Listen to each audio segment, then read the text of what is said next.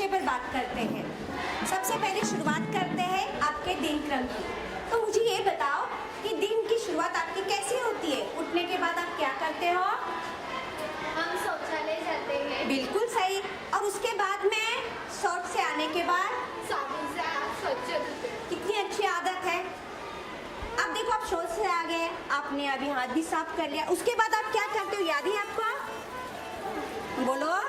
Brush करते हैं और नहाते हैं। कितने बार ब्रश करते हो दिन में? 2 बार। बिल्कुल सही। क्यों 2 बार करना चाहिए? बोलो, 2 बार क्यों करना चाहिए? हम दिन भर खाते हैं तो फिर हमारे दांत कीट जाते हैं, इसलिए हम लोग 2 बार ब्रश करना चाहिए। बिल्कुल सही। रात भर हम सोते हैं, तभी हमें सुबह उठने के बाद भी तो ब्रशिंग करना चाहिए।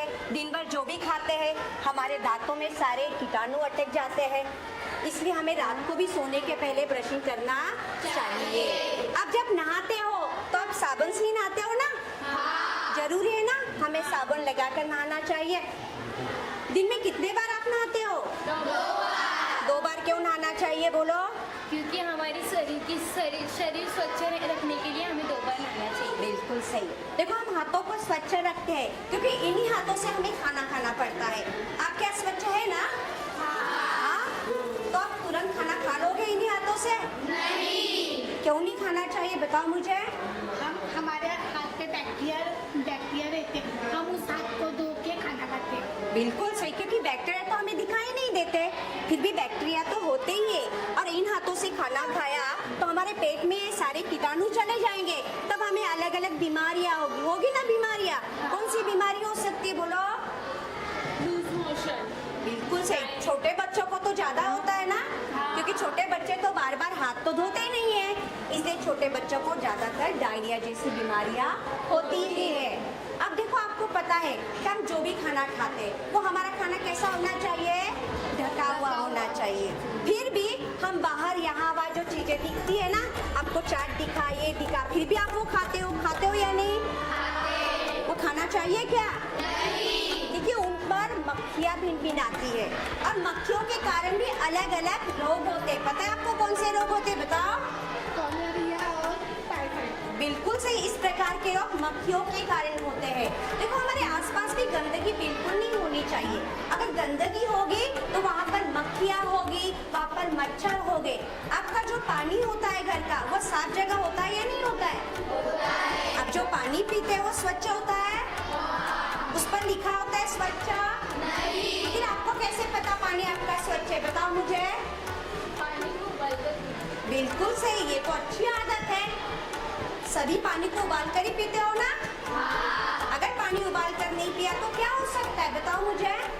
अगर पानी को उबाल के नहीं किया तो हमें अलग अलग बीमारियां हो सकती है। वो जो पानी में गंदगी होती है वो हमारे पेट में जा सकती है। बिल्कुल सही। सारी गंदगी पेट में ही जाएगी और उससे हमें अलग अलग बीमारी होगी। आपकी माँ जहाँ खाना बनाती है वो जगह भी तो साफ करती है ना? खाना खाने के बाद नहीं करती है? जहाँ भोजन पकाया जाता है वो जगह भी साफ सुथरी होनी चाहिए। आपकी माँ जब खाना बनाती है तो खाना बनाने के पहले भी तो हाथ साफ करती है, हर चीजों को धोकर ही तो पकाती है ना मम्मी आपकी।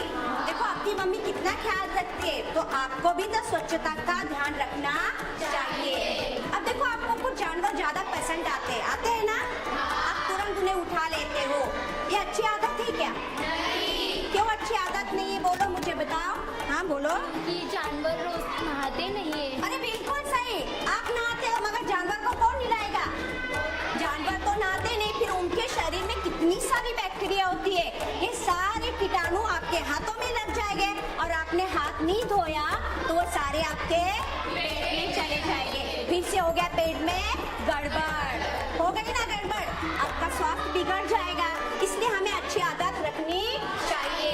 स्वच्छता की आदत अच्छी आदत है। देखो, आप सबको मासिक स्राव आता है ना?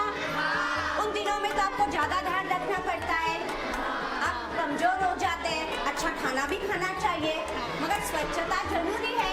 आप अपने पैर का क्या करते हो उन दिनों में? आप जो पैर लेते हो उसका क्या करते हो? बताओ मुझे।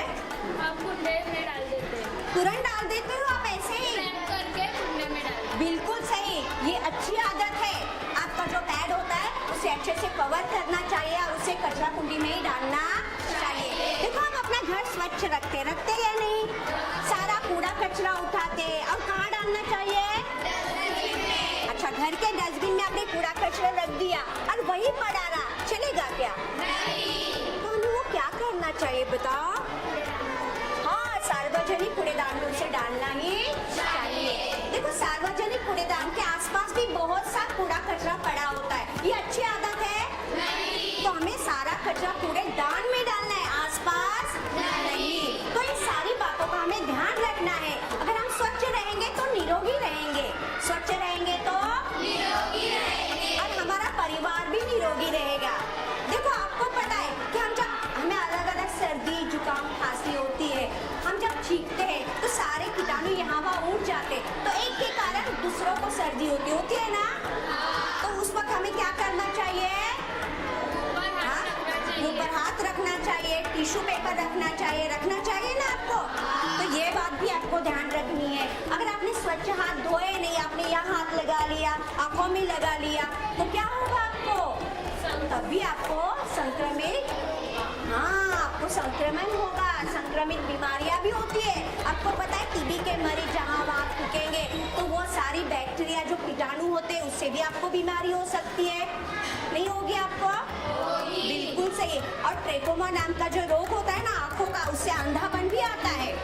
इसलिए जरूरी है आपको स्वच्छ रहना, हाथों को स्वच्छ रखना, अपने को स्वच्छ रखना।